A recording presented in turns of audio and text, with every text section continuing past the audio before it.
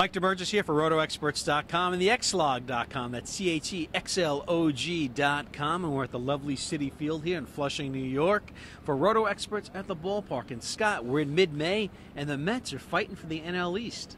Well, you know, it's early. They've exceeded expectations. The early standings don't mean a lot, but they have played better than a lot of people have expected them to, both for regular purposes and for fantasy baseball purposes. The Mets have dealt with some injuries. They've dealt with some adversity. You know, some guys are not hitting, but there's been some other great stories on this team, not only from a pure baseball perspective. This team has won a lot of close games. They've won a lot of comeback games, and we're seeing some fantasy production as a result.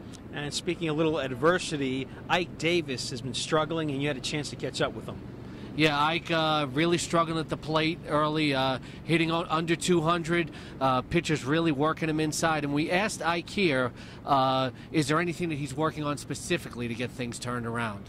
Yeah, a little bit. Just trying to find something that's going to work and, you know, improve on what I'm doing. And that's about really it. You just got to keep working every day, and then eventually, you know, you're going to get out of it. The power's still there. It seems like, you know, over the weekend you got some hits and you're still yanking them out of the park when you get a hold of one. Yeah, I mean, I still have power and I'm still a good hitter. I just need to continue to do it and get more base hits, basically. Okay, there's Ike Davis. Up next, David Wright having a great start to the 2012 season, Scott. Yeah, you see David Wright around the clubhouse, and I get a chance to talk to him. He's in great spirits. Some people wonder whether it's the contract situation or not, but, you know, this is the David Wright that we've always expected to see. And what's interesting when you look at him mechanically, it looks like he's got a new load in his swing, sort of a load mechanism that makes him time the ball better. And then you see these fences, they've come in more at CitiField. A lot of people would suspect that that's helped him mentally as well, but David has been hitting well on the road as well. In fantasy baseball, there have been so many injuries at third base, and you know, it's become a very, very thin position, even more than on draft day. So you got to think twice before you trade David Wright, Mike. And a couple of other positives for the New York Mets. Johan Santana looking pretty good early on, Scotty. Yeah, Johan Santana has just been an incredible story. He got drafted late in a lot of early fantasy baseball drafts. A lot of people worried about the injury, but he's come back like he hasn't almost missed any time. You know, this is the same Santana who can still throw the fastball at 88. The key is the changeup still snaps. It still baffles hitters. He still throws the slider. The key for Santana is that he's a very smart pitcher. Mechanics, location are a key for him, and he hasn't lost that. But a source with the Mets told me that, you know, be careful in the second half because they could be worried about stamina and pitch count.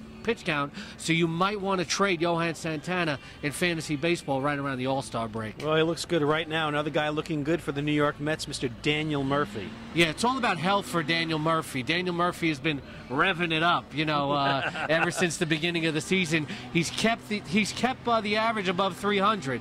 Daniel Murphy is well respected in the clubhouse. He's a professional hitter. I had one veteran tell me last year, when I become a manager, Daniel Murphy is going to end up being my hitting coach. He's that good of a hitter. And, you know, for fantasy baseball, he's got multi-positional eligibility, and in addition to the multi-positional eligibility, he'll give you a high average, not a ton of RBIs, but you could do worse. Okay, if the Mets are going to compete going into September, they're really going to have to get their bullpen straightened out. You had the chance to catch up with Mr. John Roush. Yes, John Roush could become the guy, maybe by the time you watch this, taking over for Frank Francisco. But John Roush, if he's going to become the closer, I don't think he wants to hear about it just yet. John, you've closed in the past. If you get the opportunity, I guess, would you say you feel very comfortable with that because of your past experience? I think it helps, but, you know, I'm just here to pitch when they tell me to pitch. Do you feel like a closer has to have a different mentality than another type of reliever? I mean, you pitch in the 8th inning, the 9th inning. You've successfully navigated both. I don't think so. I think the biggest thing with any reliever is just having, you know, a real short memory and forgetting about bad outings and just getting back on the bump and trying to do your job. Well, we'll find out what happens with John Roush, whether he will be the closer.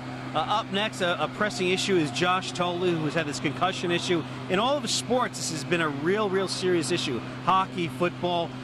There's got to be a concern as far as Josh Tolu, whether he can come back and be 100%. Yeah, and we caught Josh Tolu talking to the media here. Tolu has been actually a solid hitter, not outstanding for fantasy purposes, but you could do worse as a number 2 catcher. And here's Tolu talking about the concussion. Well, I mean, it's a wait and see type of thing. You know, I think the biggest thing is what's going on right now. You know, not only in baseball but in other sports. I think you know, it's something that you don't want to rush back into. You know, you want to definitely build back up, and you just really have to listen to what the doctors have to say. That about wraps things up here from CitiField for RotoExperts.com and the Xlog.com. That's TheXlog.com. He's the King, Scott Engel, and I'm Mike Damergis.